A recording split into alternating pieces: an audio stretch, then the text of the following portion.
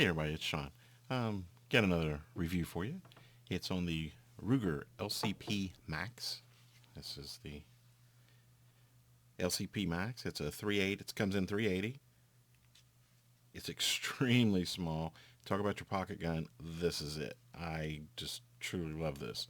Now this is the 12 round magazine.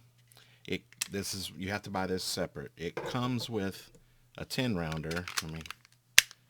Now this little pinky extension comes in the box. Either has a flat on the magazine base plate or this little pinky extension. So even you can get your grip on it. But as you can see, if I just really grab it in, my index finger is almost at the end. So and it's a tiny gun. But they double stacked the magazine. One of the LCP and then the LCP2, and now you have the LCP Max. So they've had three different iterations of this pistol. It's super thin, light. Just overall, it's really good. Now, what they did is they double stacked the magazine. Well, at least kind of, like 3/4 of the way, right? So you're double stacked up to here, then it slenders into just the single, right? So you have 10 rounds. The old LCP, I think, only had a 6-round magazine plus one, a magazine 7. Might have been a 7 plus 1 or 8, but I think it was 6 plus 1. You might have been able to buy a separate magazine that gave you an extra round, but now that extra magazine you get has a little bit more of a plate, and this gives you 12 round capacity. Okay, now when you can see here, it's more of a purchase on with your pinky, so you can get a really standard grip, even though it's, like I said, very small gun. Extremely great gun for the pocket gun sort of thing. Easy to conceal. It actually comes with a pocket holster, which is nice. But to give you an idea of the magazines, okay, if you hold them, if we hold them base plate to base plate, right? Let's try to get it exactly. I mean, it's one round. It looks like it's only got room for one, but the way the spring is in this magazine, it gives you that extra one to get you to 12. So it's 12 plus 1, so you have 13 rounds, which is super significant in a carry gun, especially just once you go over 10, it's a nice little magic number to have more than 10 in your carry gun, your everyday carry. Now, it is 380. A lot of people have an issue with 380 ACP. Understand it just doesn't have the same powder as a 9mm, right? It doesn't have the terminal ballistics of a 9mm, but it is still a very capable self-defense round. Now, is it the preferred round? That's up to you. Now, I will give this argument. With the size and the thinness and the weight, and now the capacity of the 12 rounder, 13 plus, what you got the one in the chamber, times when you weren't able to carry the larger, more powerful, even a compact 9mm, and you might carry this one. The old saying is about, it's, yeah, there's other guns that are nicer, but if you don't carry them, is it any good, right? This is small enough that you can carry in instances where you wouldn't carry otherwise. I'm a big FN fan. I had the FNS when they first came out. Now the 509 has kind of been their benchmark. I still have my FNSs. I have the full size, and then I have the compact, and the compact was my carry gun. But this is so, in sweatpants and jogging shorts, you can literally just put this in your pocket. It's very concealable. It's very small.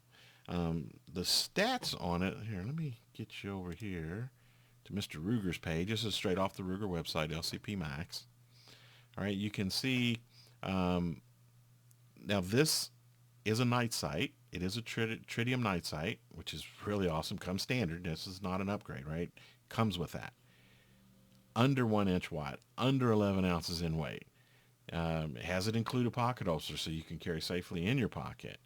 Um, the trigger, it is clean break, positive. All this is true.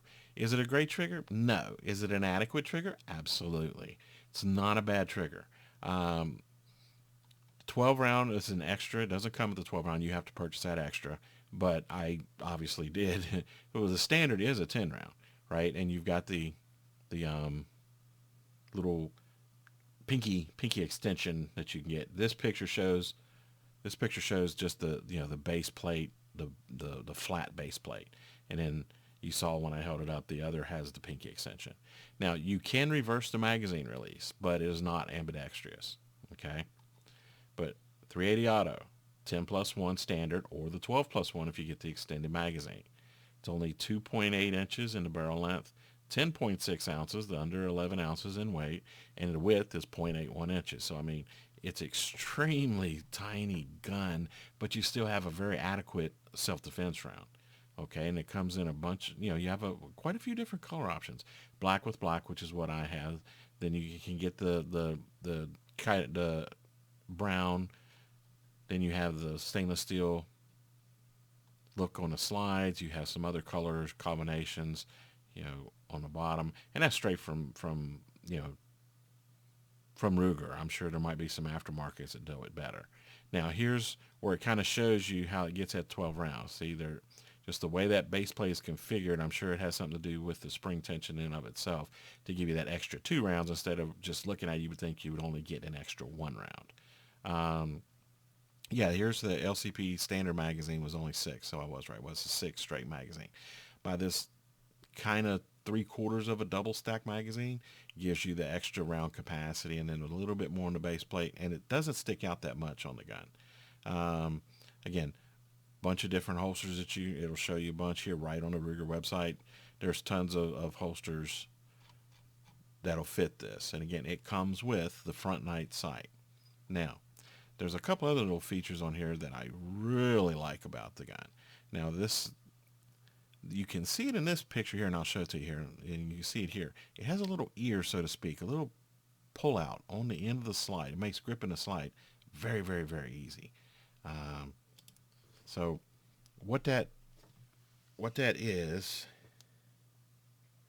as you can see right here, is there's a little lip here, so it gives you a easy grip for cycling it. Now it does have some front insulation, so you can grip it up here. The spring tension is not strong, so if people that have weaker hands, you have some arthritis for older people, anyone that just doesn't have the strength to get on your bigger full size like 9mm or even the compacts, sometimes those springs are pretty strong. But this one, the spring is very adequate. I have no issues whenever I've went to the range. And then the other thing is, this is not a striker fire. This is an actual hammer fire. So if you look on mine, I put a little bit of, you can see the orange paint on it. I literally when I had it took apart, and I put a little bit of orange paint, fingernail polish basically, there. And so you can see there it is, very easily seen. And you can see it when you're here, and then we'll discharge, and then you can look, and now you can't see the orange. So it doesn't have that indication. One of the things it doesn't have that I've grown to really like my time in the military, and then just having it is, I mean, here's your extractor. A lot of firearms, my FNs, most of them actually, that would protrude just a little bit when you had a round in the chamber. So you could literally do this, and you could feel that extractor has protruded a little bit, and you knew you had a round in the chamber. Now, this one has a visual round in the chamber indicator, which I don't have a round in the chamber, obviously, or you would see but that little notch that right there is just a hole. So you can actually see the round there. Now, there's arguments to and from for that. I like that you can see it, cool, but I miss this because I don't need to take my eyes off of whatever I'm looking at. And in the dark, I can still ensure that I've got a round in the chamber and not think I have, and then, oh shit, and then have to cycle the weapon. Um, is it a big deal? No. I mean, obviously, I still bought it, but I don't understand why they didn't put that there. I mean, they already have that technology. They've already incorporated in many other guns. Why not? I don't know. If you guys know, please leave a comment. But super small footprint, super small size, super light, very thin. It has just this. This just begs to be your EDC type of gun if you can't carry anything else. Um, or it could be a very great backup, like on an ankle holster, for example, if you carry two. I don't. Um, this is I've been pretty much using this as my EDC. Okay, I, I'm confident enough with my marksmanship, um, and then I can carry this one in many places where I wouldn't carry my FN, or my Bursa. I have an old Bursa. It was the first pistol I ever bought when I first got out of the Navy. Matter of fact, it's this one, the Bursa Thunder 380, and they still make it. It's made a couple of design changes since then. Um, the Walther PK clone, and it's built right. Bursa. That was one of the things that they did really well is they cloned the hell out of other people's guns. Um, thing I really do. It's a fun gun to shoot. I like it. It shoots well. It's very reliable, um, and it's not that big. I have a Crimson Trace laser grip. See if it'll show. Yeah, so it's a laser grip on it, and it's a standard hammer fire pistol. But now, even this one, even comparing this, here, let me put a magazine back in it. I'll put the 12 rounder, right?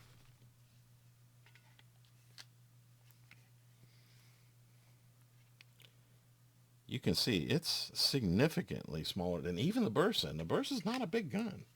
This Thunder 380 is not a big gun at all, okay? You're however you want to stack it up. It's significantly smaller. And again, this is not a small gun.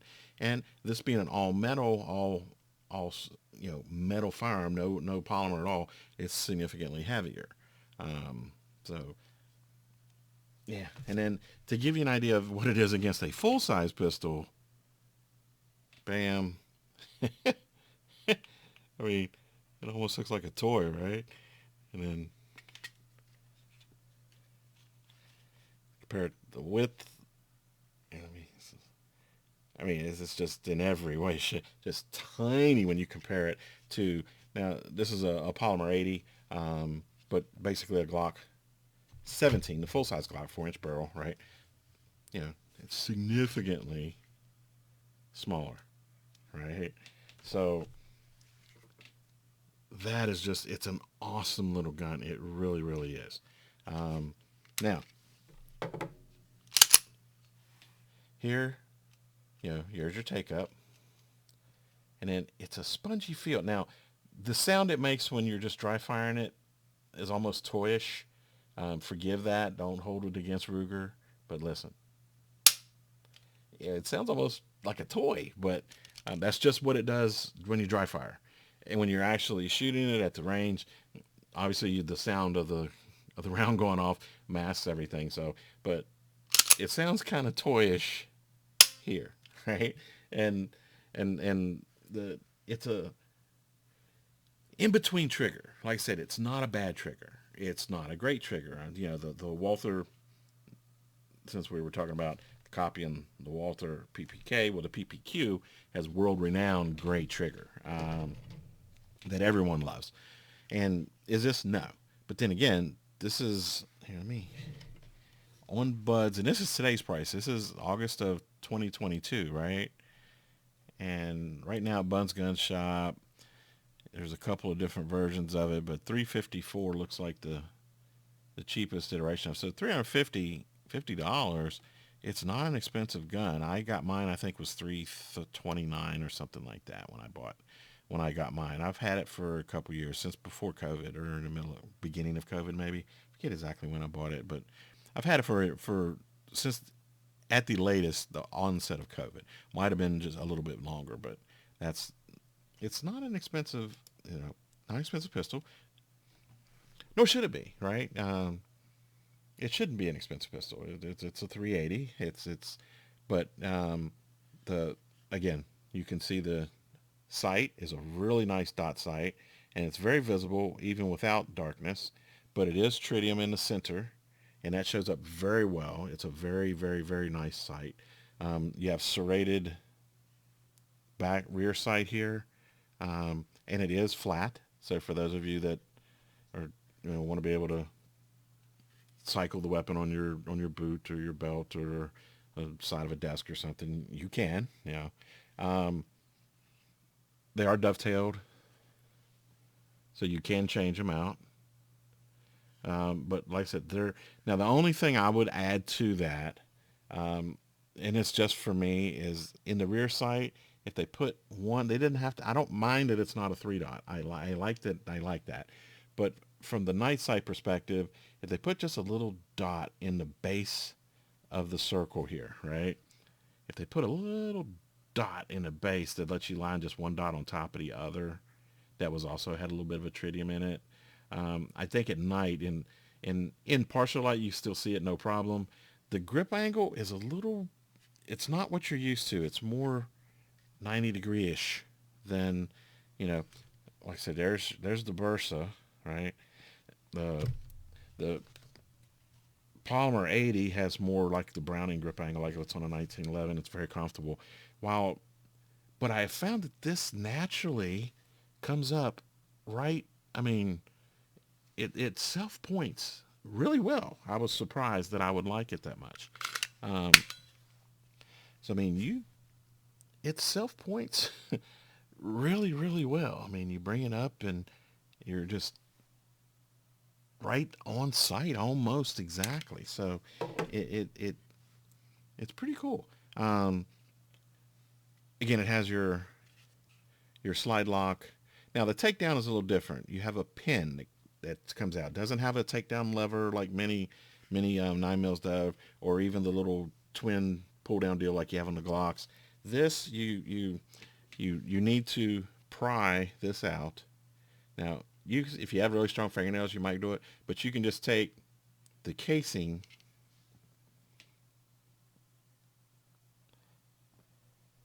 and put it on there and use that to pop the pin loose.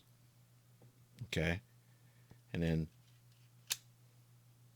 now again, not captured obviously, so don't lose it, but that's it. And then from there, you're talking a normal, normal takedown. But again, there's the hammer. It is kind of a hidden hammer, but it is a hammer fired pistol, not a striker fired. Okay, but the internals, look pretty normal. Nothing really to write home about, other than it's really light.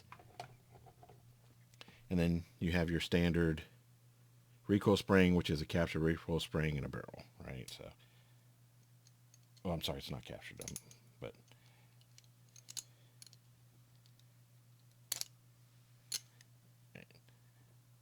your standard recoil spring, double spring deal, right? And your guide rod, right? And then your barrel comes out, and that's normal field strip. And you can notice the little. I don't know what that's for. If any of you know that, you could. Why the barrel has that little bit of a mushroom tip on it? That's pretty funky. And super tiny barrel. Again, that's less than 3 inches. 2.8 inch barrel. It does have a feed ramp, right? Which not all pistols do, right? It's a nice little feed ramp, but it and then here's the internals of the slide. Like I said, it's just really a nice little gun. And then obviously the put together is just the reverse of what we did take apart. Okay, so right, and then you're gonna slide it in.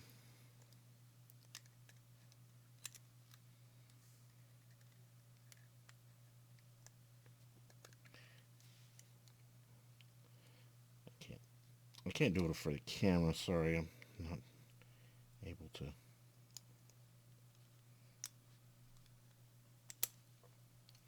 And again, it's tiny, so don't, if you let it slip, it not being a captured spring, this could be a really fun adventure looking for it all throughout wherever you're at, right? So, uh,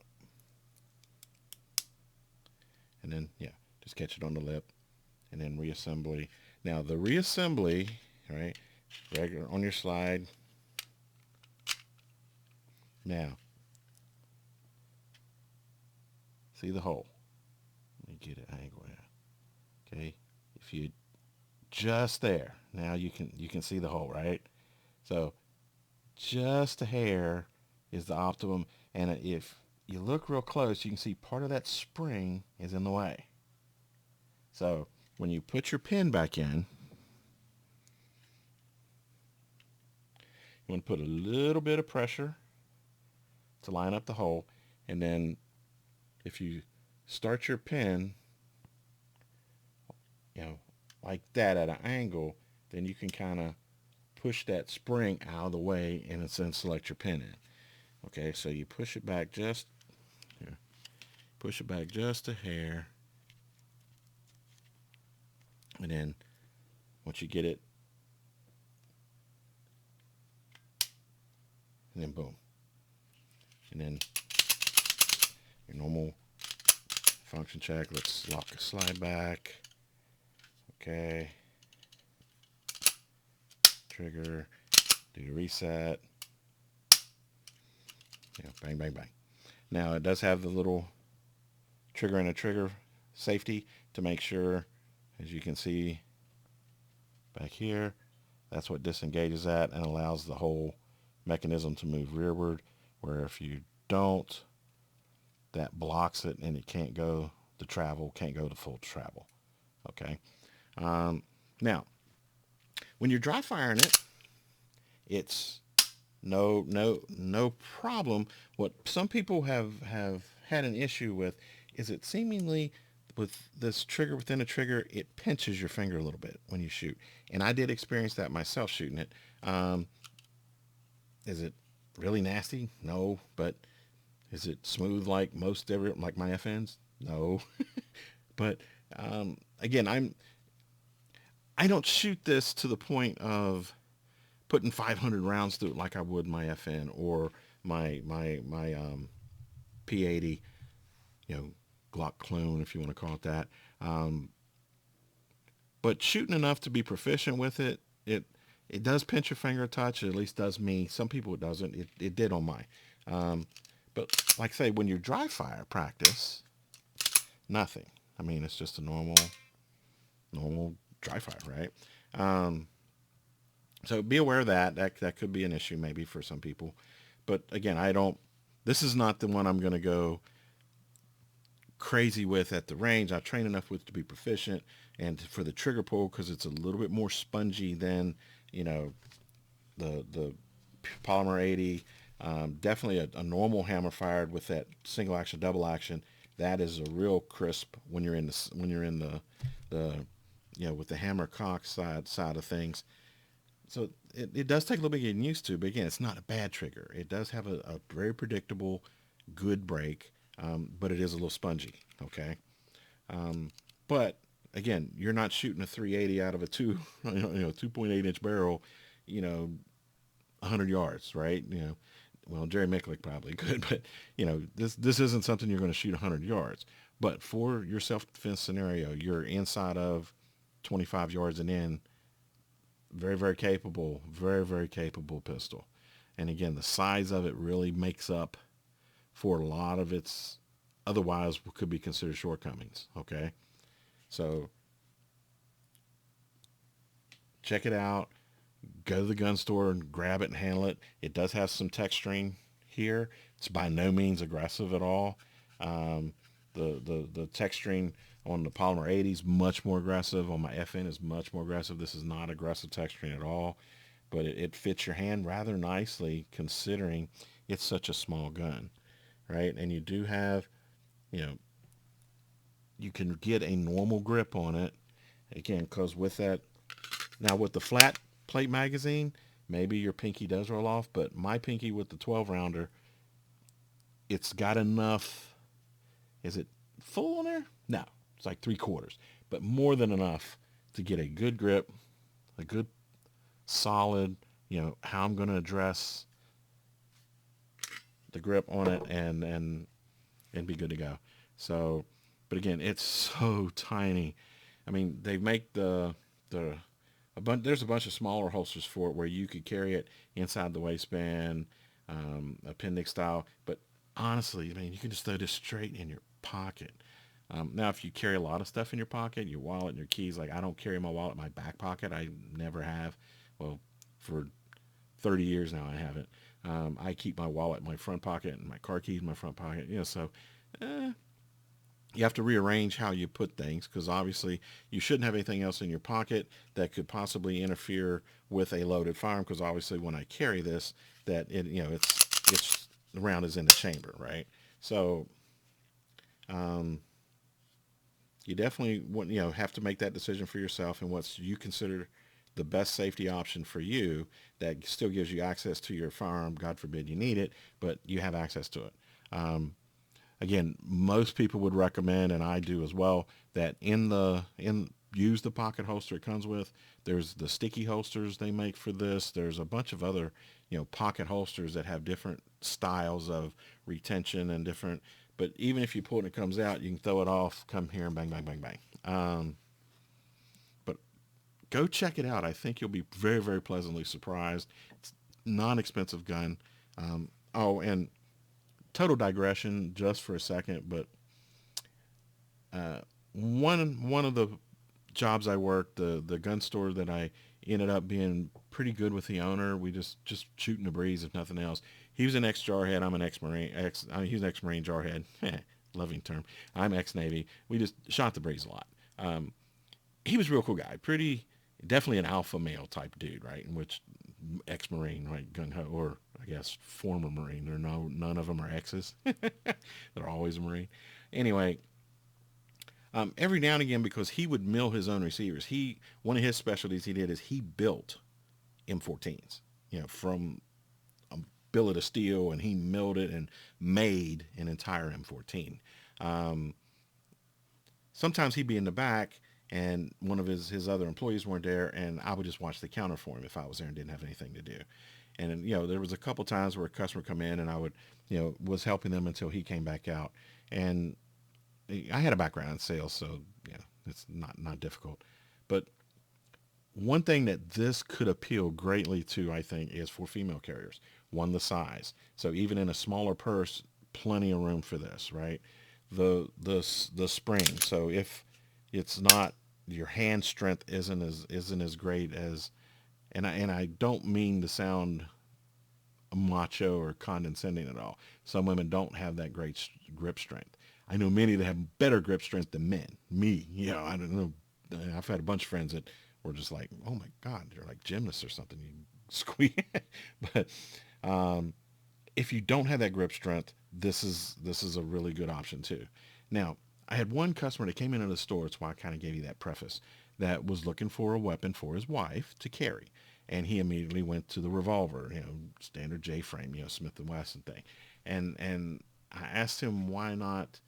This wasn't around, but my FN that I carried, I showed him my FN compact, which that came with a 12 round, one in the tube, so you had 13 round capacity, and he said, "Oh, I don't think she could reload it." And I'm like, "What? You don't think your wife could figure out how to push the button and put another magazine in and then drop the slide?"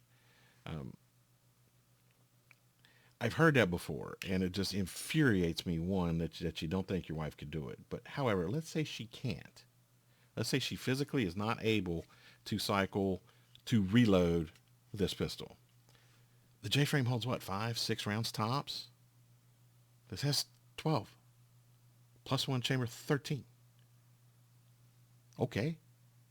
You're not going to, you don't need, it's still better than having the J-frame. She's not going to be able to speed load the J-frame. If she can't reload this one at all, she won't be able to speed load the revolver, and surely not without training. Even with training, it would be very slow, much slower than this. Um, Again, Jerry Micklick notwithstanding, he's the exception to every rule as far as speed and weapons in general, but definitely with things he can do with revolvers, amazing.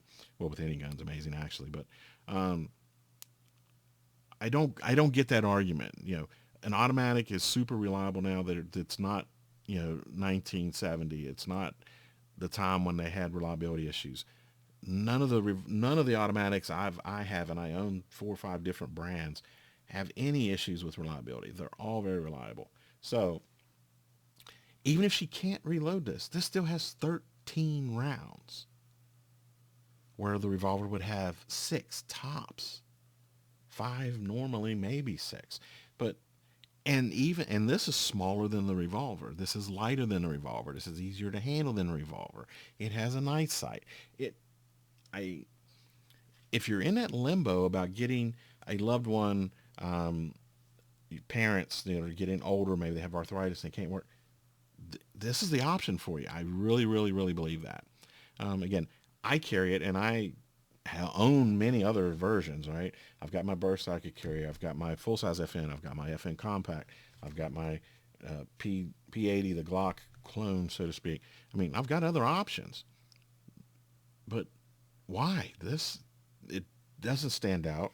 It's super small. Let's see if the camera will catch it. Nah, the camera's not going to catch it. But, I mean, it fits right in your pocket. It's an easy pocket pistol to carry. So, again, Ruger LCP Max. They did it right. Gosh, they got it right. The LCP I hated. The trigger was horrible. It had a ridiculous amount of pull. Spongy, grip, it was nasty. And then 6 in the magazine plus 1. Okay. The only endearing thing was it was tiny. The LCP2, they made some changes. Trigger was better. Still sucked. But the LCP Max, home run. I mean, it's a tad wider than the LCP2, but not anything that's noticeable or discernible. It's actually, I feel it better. The time I've shot the LCP2, it's snappy. And this is still snappy, but it's much, much, much more controllable. You get a really good grip on it. It's got just enough width that you can really get a good grip on the pistol. So check out LCP2 Max, or excuse me, LCP Max. It is in 380. If that's not your cup of tea from a caliber standpoint, I'm sorry. They do have the Ruger does make the LCP in 9mm. I think they have I think it's called LCP 9, but they have an LC9, and they may have a compact version. So there is a 9mm version of it. I'm a big fan of the FN. Again, it's very carryable. It's very compact.